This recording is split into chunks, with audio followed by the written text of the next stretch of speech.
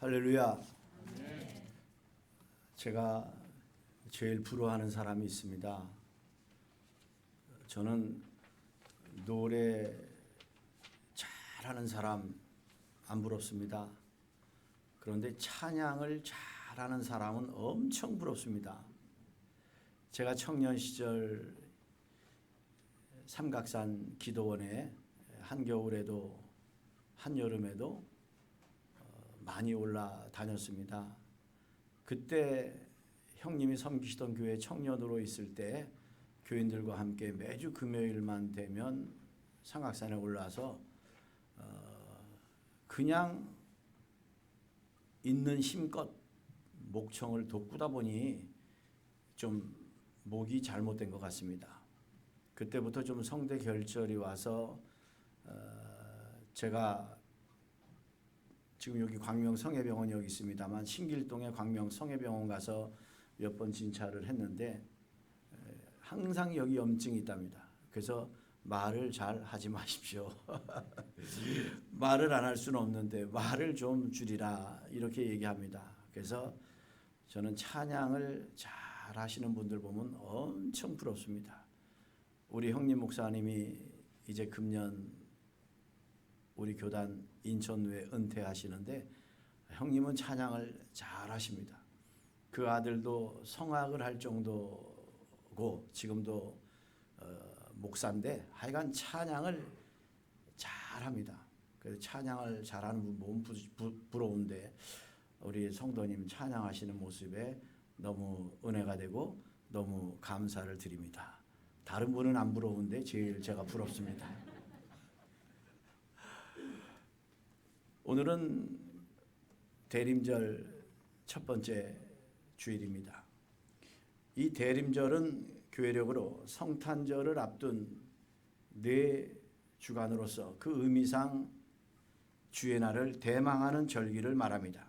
다시 말씀드리면 주의 날과 주의 날을 바라고 장차 다가올 주의 날을 바라고 이것을 준비하는 기간이 바로 대림절입니다. 교회력으로 보면 2021년 첫날이 바로 오늘이다. 교회력으로 보면 새해가 시작되는 기점이 바로 대림절 첫 번째 주일부터 시작합니다. 좀 유머스러운 좀 오래된 이야기입니다만 유머스러운 이야기하면서 말씀을 전개해 나가려고 합니다. 세상에서 여러분 가장 이쁜 사람, 가장 멋있는 사람, 그런 사람을 일컬어서 한 글자로 표현한다면 과연 뭐라고 표현할까? 세상에서 가장 이쁜 사람, 가장 멋있는 사람을 한 글자로 표현하면 뭐겠습니까? 네, 박만원 장로님이 뒤에서 나. 여러분 동의하십니까? 동의하시건 말건 저도 나 이렇게 말할 겁니다.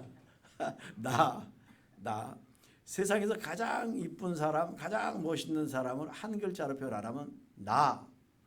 그러면 두 글자로 표현하라면 뭐겠습니까? 두 글자. 장로님 두 글자는 모르십니까? 생각이 안 나는데.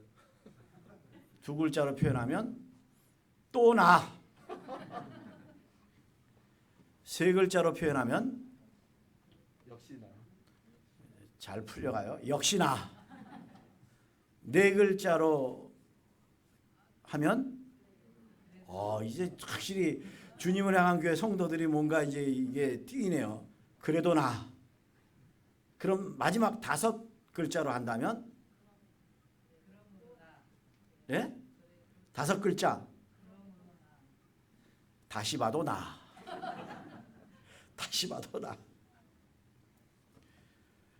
이런 사람을 가리켜서 우리는 공주병 걸린 사람이다. 왕자병 걸린 사람이다. 이렇게 우리는 이야기를 합니다. 그러나 누가 뭐라 해도 우리 그리스도인은 이런 자부심이 있어야 되겠다. 이런 자부심이 있어야 돼요. 하나님 앞에서 나는 사랑받는 존재다 라고 하는 사실을 우리가 확신하며 하나님이 나를 가장 기뻐하실 것이다라고 말할 수 있는 사람이 바로 하나님을 제대로 믿는 사람이다. 세상의 시각으로 나를 볼 때 나는 부족하고 연약한 사람일지 모르지만 내 자존심만큼은 나는 하나님이 나를 사랑하시기에 나는 그 어떤 사람보다도 가장 강한 사람이다. 이렇게 우리는 야기할 수 있어야 한다라는 것입니다. 사실 저나 여러분은 이미 하나님으로부터 예수님 자리에 엄청난 사랑을 받은 사람인 줄로 믿습니다.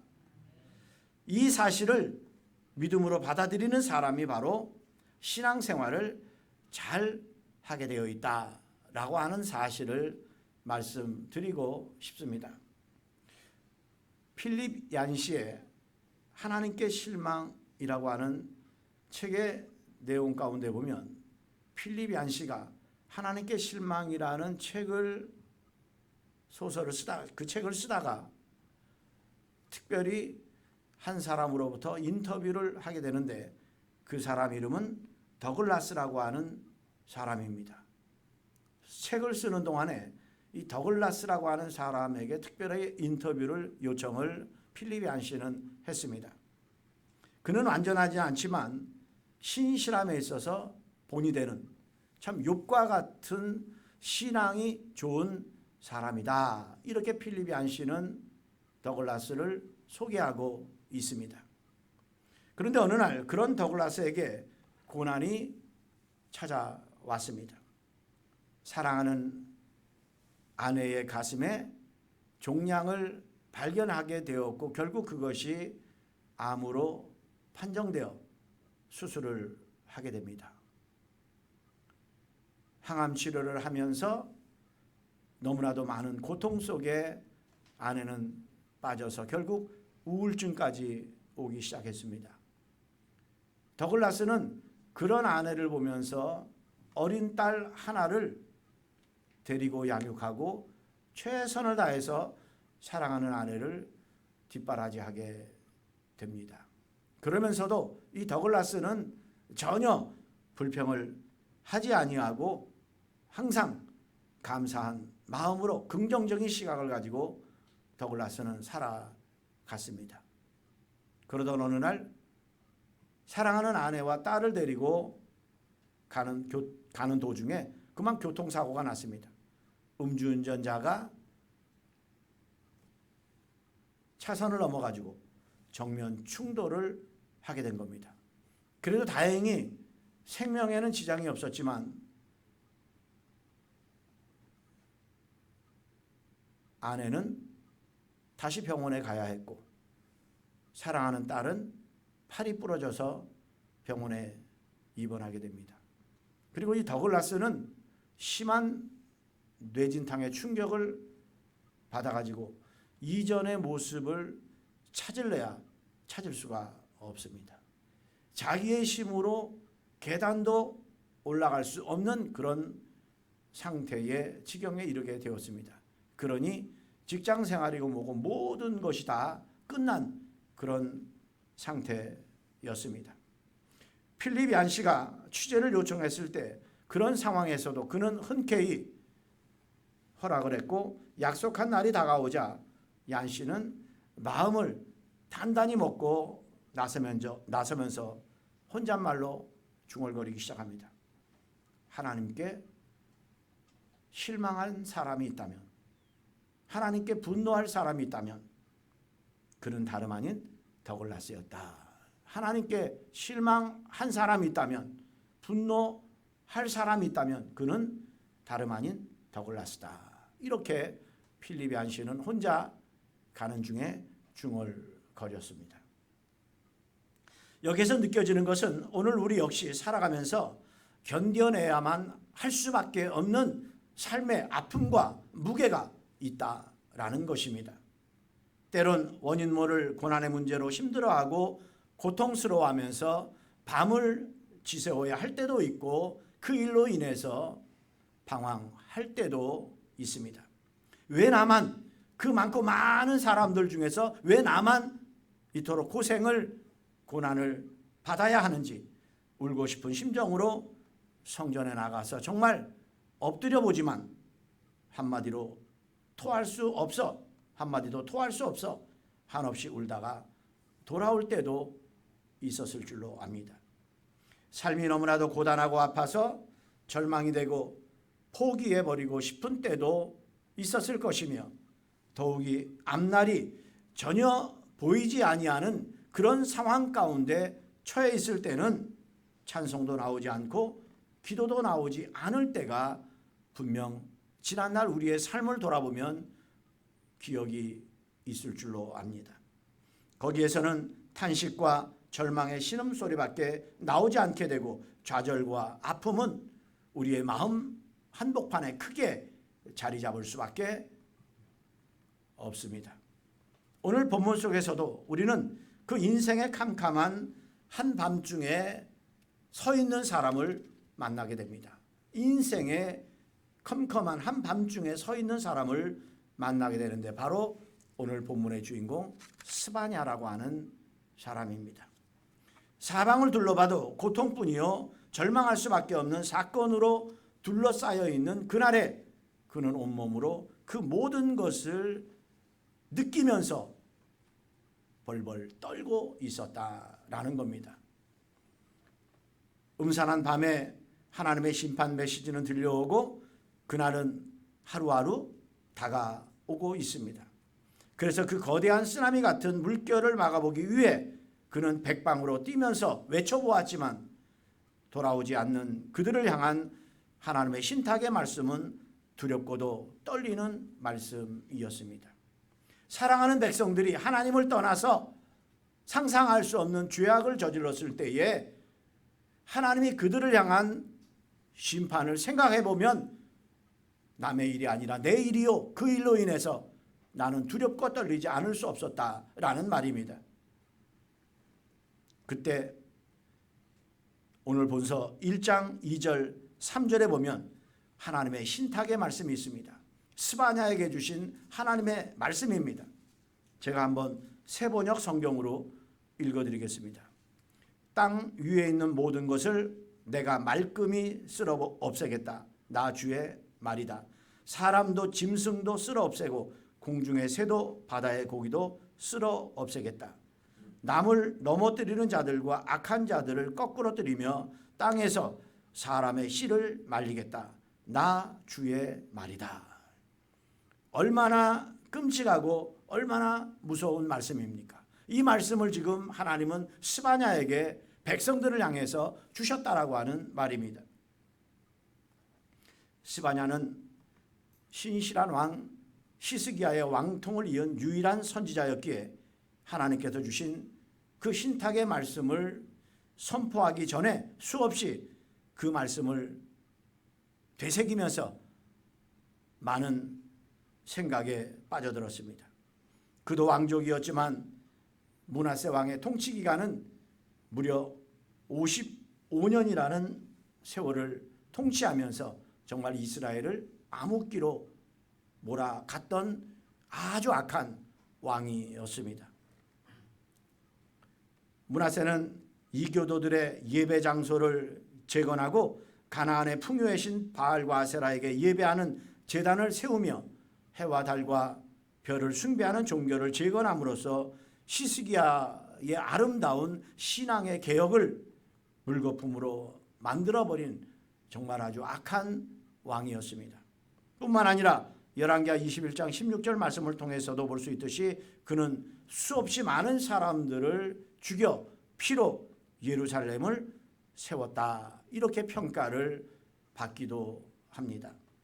이러한 므낫세는 온 나라를 영적 혼돈과 암흑 가운데 빠져들게 만들었습니다. 그러나 그의 시대도 끝이 났고 그의 아들 아몬이 왕위를 이어받았지만 결국 2년을 넘기지 못하고 독살당하여 그 아들도 죽음을 맞게 되었습니다. 이러한 반란은 다행히 백성들의 힘으로 평정되었고 그의 8살 먹은 아들 요시야가 왕위를 이어받게 되었습니다. 그러나 아직 그 어린 왕이 할 수 있는 일이란 아무것도 없어 보였고 눈에 보이는 것은 처참함과 암담한 뿐이었습니다. 그러한 때에 어디 찬송이 나올 수 있겠으며 그러한 때에 어떻게 감사가 나올 수 있었겠느냐 하는 말입니다. 그 어둠의 시간에 서 있을 때 우리 역시 한숨과 안타까움으로 얼룩질 수밖에 없을 것입니다. 그날 신실한 하나님의 사람들은 앞으로 정말 이 나라의 역사는 어떻게 펼쳐질 것인가, 하나님께 매맞을 짓만 하고 있는 이 나라의 앞날은 과연 어떻게 될 것인가. 역사의 깊은 밤에 불안감에 스바냐는 사로잡혀 있었습니다. 그러나 그 아픔의 시간에 선지자는 벌떡 일어나고 있음을 오늘 본문의 말씀을 통해서 우리는 엿볼 수 있습니다. 그 암울한 시간, 선지자의 임무는 불안감에 사로잡혀 있는 백성들의 마음을 돌이키는 것이었습니다. 지금 다가오고 있는 여호와의 날을 선명하게 적나라하게 알려주어 하나님 앞에 그들이 회개하고 바로 설 수 있도록 도와주는 그 사명이 바로 스바냐에게 있었던 것입니다. 그래서 스바냐 선지자는 성전에서도 외치고 삶의 자리에서도 계속 백성들을 향해 하나님의 이 끔찍한 엄청난 말씀을 전했던 것입니다. 1장 14절 16절 말씀을 한번 여러분 보십시오. 여호와의 큰 날이 가깝도다 가깝도다 빠르도다 여호와의 날의 소리로다 용사가 거기서 심히 슬피 우는도다. 그날은 분노의 날이요 환난과 고통의 날이요 황폐와 패망의 날이요 캄캄하고 어두운 날이요 구름과 흑암의 날이요 나팔을 불어 경고하며 견고한 성읍들을 치며 높은 망대를 치는 날이로다 그랬습니다. 그렇습니다. 선지자는 캄캄한 한밤중에도 하나님은 여전히 일하고 계신다는 사실 앞에 그의 가슴이 뛰고 있는 것입니다. 오늘 우리의 삶이 어떤 환난과 역경 가운데 있다 한다 할지라도 합력하여 선을 이루시는 그 하나님은 나를 위해서, 아니 당신을 위해서라도 일하고 계시다는 사실을 여러분 잊지 마시기를 바랍니다. 그러한 때일수록 더 힘을 내야 한다라고 하는 말입니다. 그 하나님의 생생한 임재를 경험하면서 터질 듯한 감격으로 바뀌고 있는 선지자의 모습을 우리는 본장을 통해서 엿볼 수 있습니다. 여기서 우리는 그의 마음을 이토록 사로잡은 감격은 과연 어디에서 나오는가? 질문을 던지지 않을 수 없습니다. 여러분은 무엇 때문이라고 생각되십니까? 그것은 그 현장에 우뚝 서 계신 하늘의 왕을 만났기 때문인 줄로 믿습니다. 그 힘든 엄청난 과정 앞에서 박차고 일어날 수 있었던 힘은 바로 하나님을 주를 만났기 때문이다라고 하는 말입니다. 그러므로 이제 그의 염려와 탄식은 변하여 찬송이 되고 있으며 어두운 밤에 벌떡 일어나 세상을 향해서 하늘의 메시지를 과감하게 전달하고 있음을 볼 수 있습니다.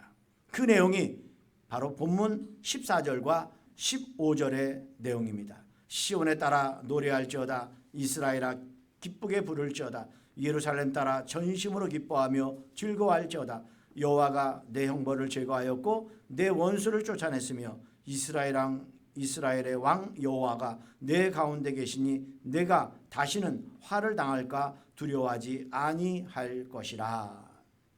사랑하는 주양한교회 성도 여러분, 이처럼 아무리 어두워도 아무리 암담해도 하나님을 바로 만난 사람은 일어설 수 있다라고 하는 사실을 믿고 그 하나님을 만나기 위해 최선을 다해 신앙생활하는 우리 모든 성도님들이 다 되실 수 있기를 주님의 이름으로 축원합니다.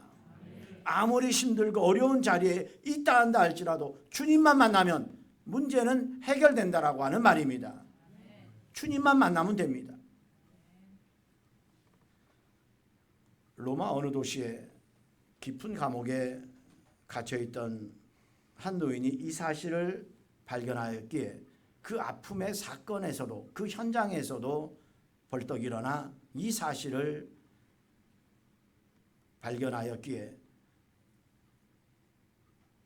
나를 위해서 마음 아파하는 성도들에게 힘 있는 말씀을 증거하고 있음을 우리는 볼 수 있습니다.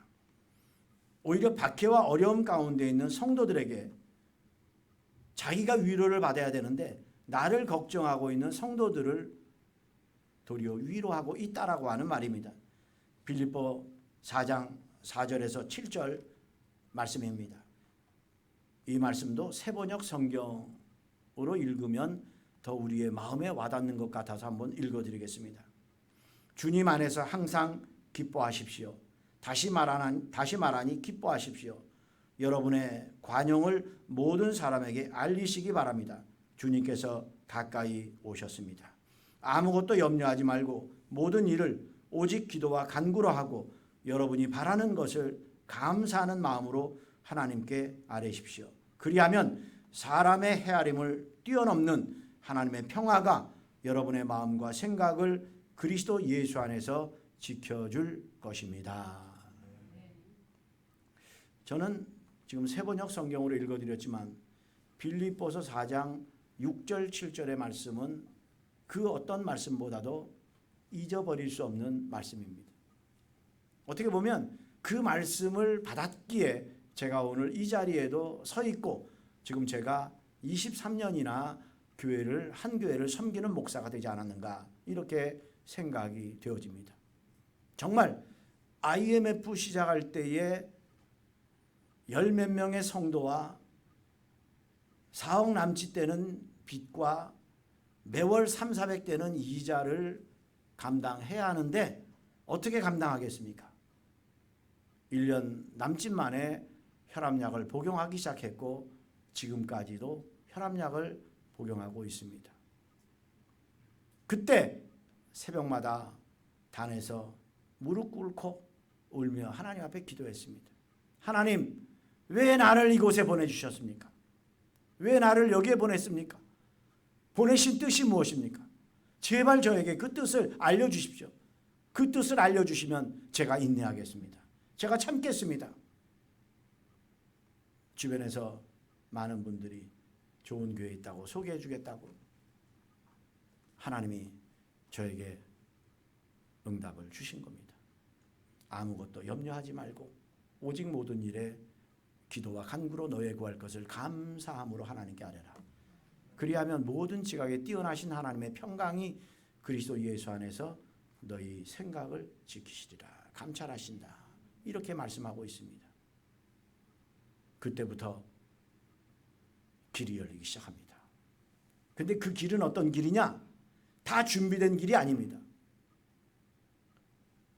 여호수아가 가나안 땅 여리고를 입성하기 위해서 법궤를 맨 제사장이 요단강 도하를 위해서 한 발을 띄었을 때 백성들이 그 뒤에서 따라가는 장면이 있지 않습니까? 그러나 지금 요단강물이 흘러가고 있는데 그때는 우기라 정말 굉장히 깊은 물이었는데 거기 요단강을 제사장이 법궤를 메고 한 발을 내딛는다. 이건 인간적인 시각으로 보면 무모한 짓 아니겠습니까? 그런데 하나님의 말씀 앞에 순종하는 마음으로 한 발 한 발 내딛을 때마다 위에서 흘러내려오는 물이 멈추기 시작했고 있는 물은 다 빠져나갔다라고 하는 얘기입니다. 그때 홍해 바다를 건넜던 것처럼 백성들이 마른 땅으로 건너가는 그 모습을 볼 수 있습니다. 저에게도 상당한 어려움이 있었지만 믿음으로 한 발 한 발 갔더니만 하나님께서 그 문제를 해결해 주셔가지고 엄청난 빛 가운데로 걸어갔었는데 이제는 하나님의 은혜 가운데 빛 가운데로 걸어갑니다. 얼마나 감사한지 몰라요. 수억 빚이 있었지만 하나님께서 다 갚아주셨다라고 하는 얘기입니다. 하나님께 기도하시기 바랍니다. 나의 문제가 크면 클수록, 우리 교회의 문제가 크면 클수록 기도하시기 바랍니다. 하나님은 사람을 움직여서 역사하십니다. 내가 사람을 만나서 내가 무언가 하려고 하면 그르칠 수 있습니다. 그러나 하나님 앞에 기도하고 나가면 그 사람의 마음을 감동시키셔서 대화가 되고 문제가 해결될 수 있다라고 하는 사실 여러분 꼭 기억하셔서 정말 주 안에서 항상 기뻐하는 귀한 삶을 살아갈 수 있기를 바랍니다. 오늘도 하나님을 바로 만난 사람은 감옥에서도 일어서고 광야에서도 일어서며 절망의 자리에서도 일어설 수 있는 힘이 있다는 사실을 여러분 결코 간과하지 마시기 바랍니다. 그래서 시인 이회수는 그의 시 화선지에서 이렇게 노래하고 있습니다. 새 한 마리만 그려놓으면 남은 여백 모두가 하늘이여라. 내 마음의 새를 살게 하면 나는 하늘이 되고 내 눈에 별을 담아두면 나는 우주가 된다. 내 마음을 하얗게 비워 평안의 여백이 내게 있어지길. 그렇습니다.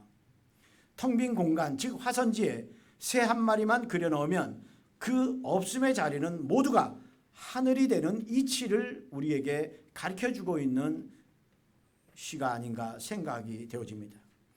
내 인생이 지금 아무리 비어있고 공경 가운데 빠져있다 할지라도 거기에 그 중심에 주님만 계신다면 하나님의 나라는 그 순간에도 이루어져 가고 있다는 사실을 여러분 잊지 마시기를 바랍니다. 우리 하나님은 합력하여 선을 이루어 가시는 분이기 때문입니다. 스바냐 선지자는 지금 그 영적 원리를 우리에게 전하고 있습니다. 17절 말씀입니다. 너희 하나님 여호와가 너희 가운데 계시니 그는 구원을 베푸실 전능자이시라. 우리 가운데 계시는 분은 이제 우리를 새롭게 세워 주실 것이다. 바로 그때에 앞서 언급한 더글라스가 고난의 한복판에서 고백한 내용을 필립 얀시는 우리에게 이렇게 말합니다. 솔직히 말씀드려서 저는 하나님께 아무런 실망을 느끼지 않았다. 이유는 이렇다. 아내의 소식을 접했을 때 그리고 교통사고를 당했을 때 하나님과 인생을 혼돈하지 않는 법을 내가 배웠다. 저도 제게 발생한 일에 대해서 무척 화가 났다. 또한 이러한 인생의 불공평 속에서 마음껏 원망할 수 있고 나의 슬픔과 분노를 쏟아부을 수도 있지만 저는 하나님도 나와 똑같은 생각이라고 생각한다. 하나님은 슬퍼하시며 분노하신다. 저는 이 일로 하나님을 원망하지 않는다. 우리 자신의 상황과 상관없이 하나님과의 관계를 개발한다면 눈에 보이는 물질 세계가 무너진다 해도 우리는 믿음을 지킬 수 있다. 인생이 불공평함에도 불구하고 우리는 하나님을 신뢰하는 법을 배웠다라고 말입니다. 세상의 이런저런 일들로 말미암아 마음의 상처를 입고 고통 가운데 살아가고 있는 당신의 자녀들에게 하나님은 늘 위로해 주시고 도움의 손길을 내밀고 계신다는 사실을 여러분 믿으시기 바랍니다. 그런데 때로는 나의 믿음의 부재로 때로는 나의 지혜 없음으로 인하여 그 축복의 사실을 깨닫지 못할 때가 얼마나 많이 있는지 모릅니다.